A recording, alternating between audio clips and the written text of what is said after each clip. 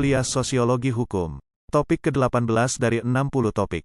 Teori modern sosiologi hukum, bagian kedua. Konsep akuntabilitas dan transparansi.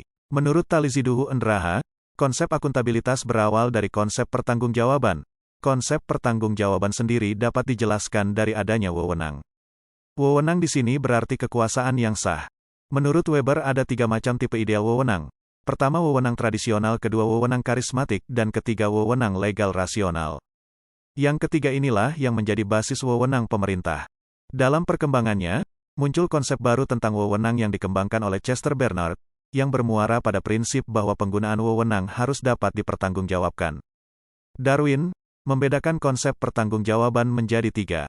Pertama, akuntabilitas, accountability, kedua responsibilitas, responsibility, dan ketiga responsivitas, responsiveness. Sebelum menjelaskan tentang pertanggungjawaban sebagai akuntabilitas, di sini akan dijelaskan lebih dahulu pertanggungjawaban sebagai responsibilitas dan sebagai responsivitas. Responsibilitas merupakan konsep yang berkenaan dengan standar profesional dan kompetensi teknis yang dimiliki administrator, atau birokrasi publik, dalam menjalankan tugasnya. Administrasi negara dinilai responsibel apabila pelakunya memiliki standar profesionalisme atau kompetensi teknis yang tinggi. Sedangkan konsep responsivitas merupakan pertanggungjawaban dari sisi yang menerima pelayanan, masyarakat. Seberapa jauh mereka melihat administrasi negara, atau birokrasi publik, bersikap tanggap, responsif, yang lebih tinggi terhadap apa yang menjadi permasalahan, kebutuhan, keluhan, dan aspirasi mereka. Pertanggungjawaban sebagai akuntabilitas merupakan suatu istilah yang pada awalnya diterapkan untuk mengukur apakah dana publik telah digunakan secara tepat untuk tujuan, ketika dana publik tadi ditetapkan dan tidak digunakan secara ilegal. Dalam perkembangannya akuntabilitas digunakan juga bagi pemerintah untuk melihat akuntabilitas efisiensi program ekonomi. Usaha-usaha tadi berusaha untuk mencari dan menemukan apakah ada penyimpangan staf atau tidak, efisien apa tidak prosedur yang tidak diperlukan. Akuntabilitas menunjuk pada institusi tentang checks and balance dalam sistem administrasi. Muhammad Masun membedakan akuntabilitas dan responsibilitas. Menurutnya keduanya merupakan hal yang saling berhubungan, tetapi akuntabilitas lebih baik dan berbeda dengan akuntabilitas. Akuntabilitas didasarkan pada catatan atau laporan tertulis, sedangkan responsibilitas didasarkan atas kebijaksanaan. Akuntabilitas merupakan sifat umum dari hubungan otoritas asimetrik, misalnya yang diawasi dengan yang mengawasi, agen dengan prinsipal, atau antara yang mewakili dengan yang diwakili. Dari segi fokus dan cakupannya, responsibility lebih bersifat internal, sedangkan akuntabilitas lebih bersifat eksternal. Miriam Budiarjo mendefinisikan akuntabilitas sebagai pertanggungjawaban pihak yang diberi kuasa mandat untuk memerintah kepada yang memberi mereka mandat. Akuntabilitas bermakna pertanggungjawaban dengan menciptakan pengawasan melalui distribusi kekuasaan pada berbagai lembaga pemerintah sehingga mengurangi penumpukan kekuasaan sekaligus menciptakan kondisi saling mengawasi. Menurut Mardiasmo, transparansi berarti keterbukaan pemerintah dalam memberikan informasi yang terkait dengan aktivitas pengelolaan sumber daya publik kepada pihak-pihak yang membutuhkan informasi. Pemerintah berkewajiban memberikan informasi keuangan dan informasi lainnya yang akan digunakan untuk pengambilan keputusan oleh pihak-pihak yang berkepentingan. Transparansi pada akhirnya akan menciptakan horizontal accountability antara pemerintah daerah dengan masyarakat sehingga tercipta pemerintahan daerah yang bersih, efektif, efisien, akuntabel, dan responsif terhadap aspirasi dan kepentingan masyarakat. Transparansi adalah prinsip yang menjamin kebebasan bagi setiap orang untuk memperoleh informasi tentang penyelenggaraan pemerintahan, yakni informasi tentang kebijakan, proses pembuatan, dan pelaksanaannya serta hasil-hasil yang dicapai. Transparansi adalah adanya kebijakan terbuka bagi pengawasan. Sedangkan yang dimaksud dengan informasi adalah informasi mengenai setiap aspek kebijakan pemerintah yang dapat dijangkau publik. Keterbukaan informasi diharapkan akan menghasilkan persaingan politik yang sehat, toleran, dan kebijakan dibuat berdasarkan preferensi publik. Transparansi berarti terbukanya akses bagi semua pihak yang berkepentingan terhadap setiap informasi terkait, seperti berbagai peraturan dan perundang-undangan, serta kebijakan pemerintah dengan biaya yang minimal. Informasi sosial, ekonomi, dan politik yang andal, atau reliable, dan berkala haruslah tersedia dan dapat diakses oleh publik, biasanya melalui filter media massa yang bertanggung jawab. Artinya, transparansi dibangun atas pijakan kebebasan arus informasi yang memadai disediakan untuk dipahami dan, untuk kemudian, dapat dipantau.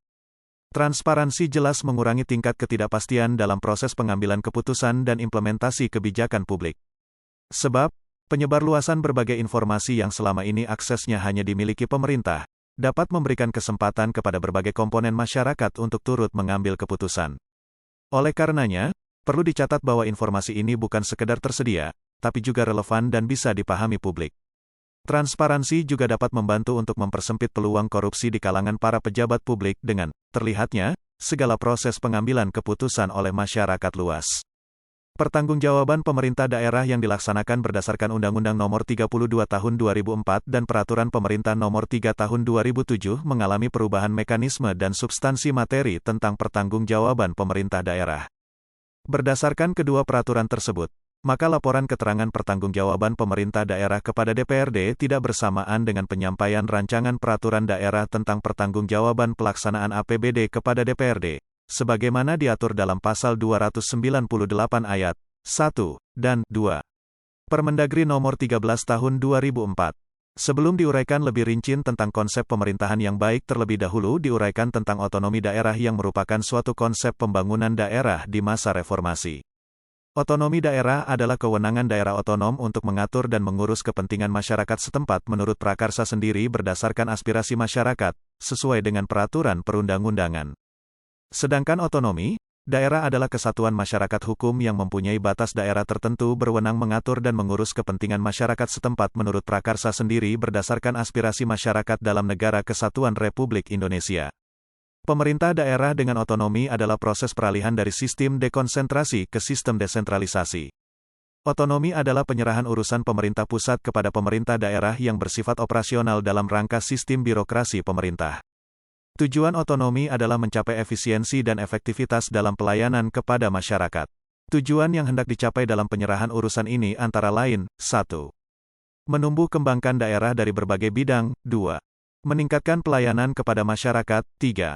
Menumbuhkan kemandirian daerah, 4. Meningkatkan daya saing daerah dalam proses pertumbuhan.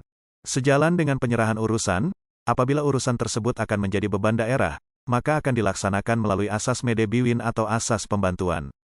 Proses dari sentralisasi ke desentralisasi ini, pada dasarnya tidak semata-mata desentralisasi administratif, tetapi juga bidang politik dan sosial budaya. Dengan demikian, pemberian otonomi ini tidak hanya terjadi pada organisasi atau administrasi lembaga pemerintahan daerah saja, akan tetapi berlaku juga pada masyarakat, publik, badan, atau lembaga swasta dalam berbagai bidang.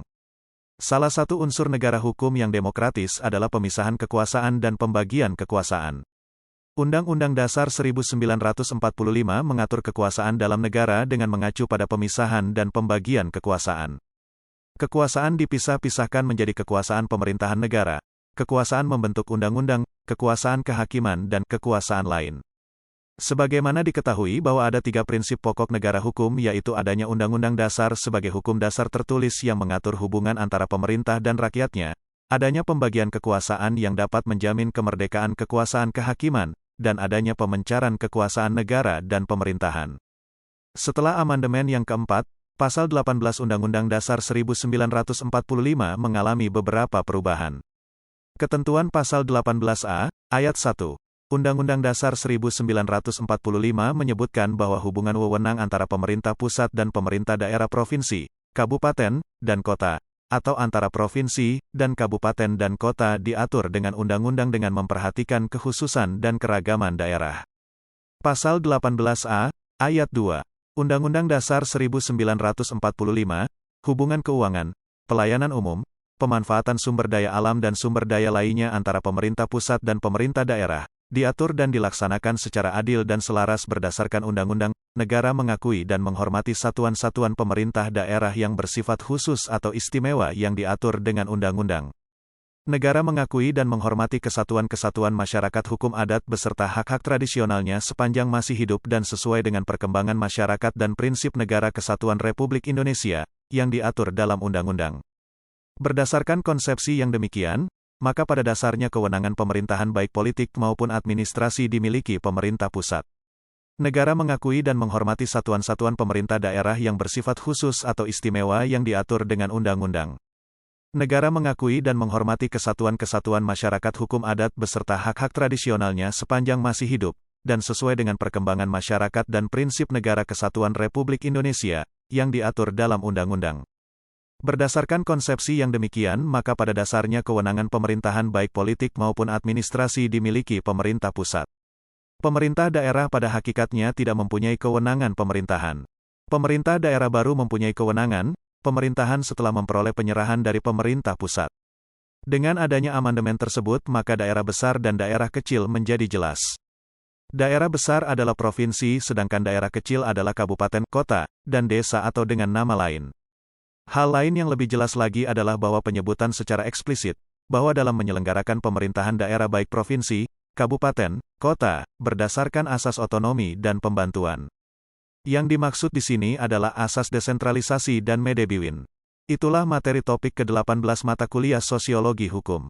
Channel ini akan sangat membantu pemahaman mahasiswa yang sedang kuliah di perguruan tinggi manapun di Indonesia, dan sebagai wawasan bagi masyarakat umum. Untuk pemahaman yang lebih baik, putar dan dengarkan video tutorial berulang-ulang. Subscribe dan like, agar Anda mendapatkan update tutorial lainnya. Bagikan juga link video ini, agar teman lain juga mendapatkan manfaat channel ini. Terima kasih. Sampai jumpa.